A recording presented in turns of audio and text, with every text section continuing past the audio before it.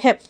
दूसरी बड़ी बात करेंगे एनटीटी और जेबीटी भर्ती को लेकर प्राथमिक शिक्षक संगठन भी सामने आया है। यहाँ कुछ दावे शिक्षक संगठनों की ओर से हो रहे हैं इस भर्ती को लेकर। एनटीटी भर्ती को लेकर बात कहां पहुंची है, ये अपडेट लेकर आए हैं। जेबीटी भर्ती कब तक हो पाएगी, रिक्त पदों को लेकर यहाँ प्राथमिक शिक्षक संगठनों ने कुछ एक सवाल उठाए हैं, ये भी अपडेट आप तक पहुंचाने वाले हैं। पोस्ट कोड 980 के अभ्यर्थी एक दफा फिर शिमला पहुंचने वाले हैं, ये भी जानकारी लेकर आए हैं। और भाजपा का नया अध्यक्ष प्राथमिक शिक्षक संगठन ने आज कुछ सवाल उठाए हैं एनटीटी भर्ती को लेकर भी और जेबीटी को लेकर भी। जेबीटी के रिक्त पद चल रहे हैं, जल्द से जल्द उन्हें भरा जाए, और एनटीटी के पद अभी तक क्यों नहीं भरे गए, ये सवाल भी इन शिक्षकों ने उठाया है।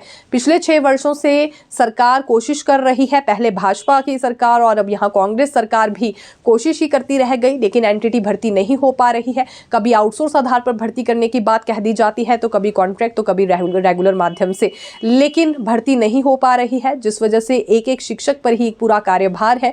ये अपना जेबीटी का जिम्मा भी संभाल रहे हैं और जो प्री प्राइमरी कक्षाएं हैं उन्हें पढ़ाने का काम भी कर रहे हैं। इसलिए जल्द से जल्द ये भर्तियां की जाए, और अब आउटसोर्स माध्यम से, क्योंकि सरकार ने रास्ता निकाला है भर्ती करने का, लेकिन अभी आउटसोर्स भर्तियों पर स्टे लगा हुआ है। और ये हाईकोर्ट की ओर से जानकारी उपलब्ध करवाने के लिए कहा गया था कि कितनी आउटसोर्स कंपनियां हैं, यानी कि जिन कंपनियों के तहत आउटसोर्स भर्ती होती है उसमें से कितनी रजिस्टर्ड है, कितनी नहीं है, ये ब्यौरा भी अभी तक सार्वजनिक नहीं किया गया है। इस वजह से एनटीटी भर्ती नहीं हो पा रही है।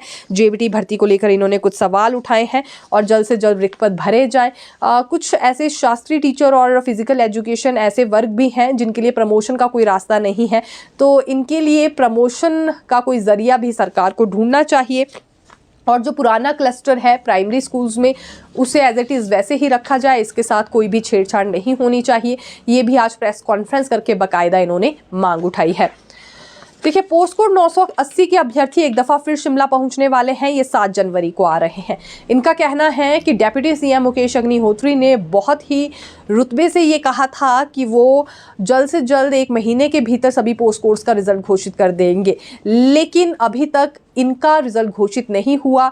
और ये भी इनकी ओर से बात स्पष्ट तौर पर रखी गई है कि दिसंबर माह की कैबिनेट से जो अगली कैबिनेट होगी उसमें निर्णय ले लिया जाएगा, लेकिन ये खुद को ठगा सा महसूस कर रहे हैं। इसी वजह से 7 जनवरी को सचिवालय के बाहर फिर मुख्यमंत्री से मुलाकात करने के लिए आ रहे हैं और डिप्टी सीएम से भी मिल सकते हैं। इनका मानना है 1 महीना तो पूरा हो गया, फिर इनका रिजल्ट घोषित नहीं हुआ है। ऐसे में घर परिवार चलाना मुश्किल है। 45 और उससे भी ज़्यादा उम्र के इसमें कुछ लोग हो गए हैं। कब तक इनका रिजल्ट घोषित कर दिया जाएगा और कितना इंतज़ार इन्हें करना होगा।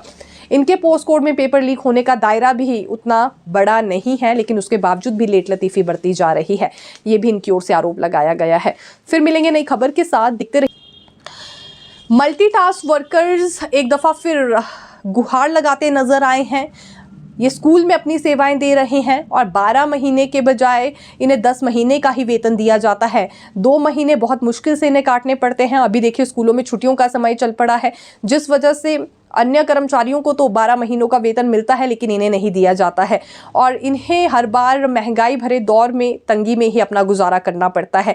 इसलिए सरकार से इन्होंने गुहार लगाई है कि जो अगला बजट आ रहा है इसमें स्कूल में लगे मल्टीटास्क वर्कर्स के लिए भी कुछ प्रावधान किए जाए। एक ठोस नीति इनके लिए होनी चाहिए, क्योंकि बाकी कामकाज भी इनसे पूरे किए जाते हैं और इसके अलावा 8 घंटों से बढ़कर ये अपनी सेवाएं देते हैं। एक ठोस नीति होगी तो ये उसी अवधि में काम करेंगे जो इनके लिए तय की जाएगी और इसमें इनका वेतन भी बढ़ पाएगा और जॉब के लिए भी सिक्योरिटी मिलेगी। इससे पहले मुख्यमंत्री ने आश्वासन दिया था, लेकिन वो अभी तक पूरा नहीं हो पाया है। पिछले बजट में अन्य विभागों में लगे मल्टीटास्क वर्कर्स के लिए प्रावधान किए गए, लेकिन इनकी अनदेखी हो गई है और एक दफा फिर इन्होंने मांग उठाई है कि 12 महीने का वेतन दिया जाए और इसके साथ ही साथ जॉब सिक्योरिटी भी इन्हें मिलनी चाहिए और जो अवधि तय की गई है उसी में ही अपना काम करेंगे। और कुछ एक शिक्षक या अन्य कर्मचारी इनका नाजायज फायदा भी स्कूलों में उठाते हैं, ये आरोप भी इनकी ओर से लगाया गया है। देखिए, कर्मचारी गुट फिलहाल आपस में ही भिड़ते हुए नजर आ रहे हैं। कुछ कर्मचारी गुटों का ये मानना है कि जो अभी बिल पारित किया गया है सरकार की ओर से सरकारी कर्मचारी सेवा एवं शर्तों को लेकर, वो उचित नहीं है। ये कर्मचारियों का गला घोटने जैसा है, इससे कर्मचारियों को बड़ा नुकसान हो रहा है।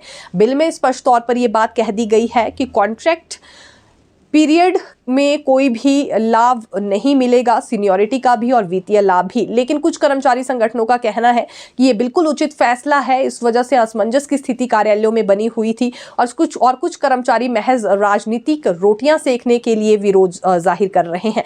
लेकिन उन्हें इस राजनीति से ऊपर उठकर सोचना चाहिए कि कर्मचारियों के हित के लिए ये बिल है या नहीं है। ये कहना है संयुक्त कर्मचारी महासंघ का।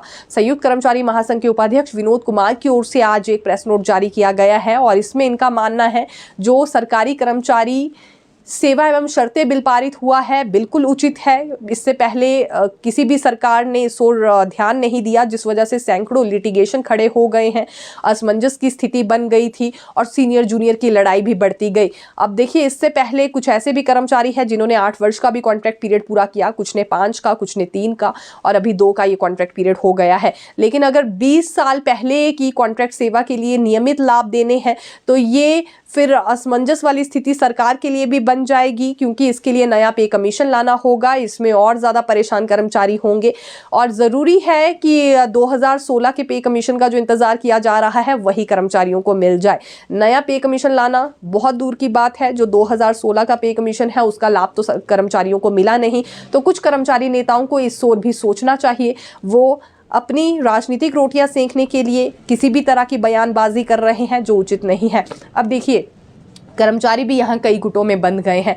कुछ एक का कहना है कि ये निर्णय सही नहीं है, इससे उन्हें मिलने वाले वित्तीय लाभ अब रुक जाएंगे और उनका गला घोटना जैसा ये हो गया है। उन्होंने कई वर्ष अपने दिए हैं कॉन्ट्रैक्ट पीरियड के दौरान भी, तो उनके साथ भेदभाव नहीं होना चाहिए। दूसरा धड़ा वो है जिन्हें लाभ मिल गया था। कुछ केस जो कि कोर्ट पहुंच गए थे और कोर्ट ने सरकार को आदेश जारी कर दिए थे कि कॉन्ट्रैक्ट अवधि से ही लाभ दिया जाए, तो उन्हें रिकवरी का डर सता रहा है।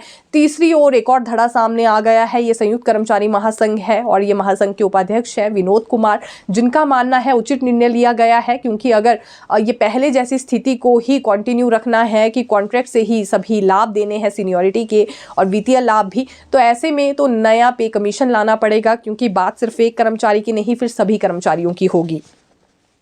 भाजपा का नया अध्यक्ष कौन होगा, ये सवाल भी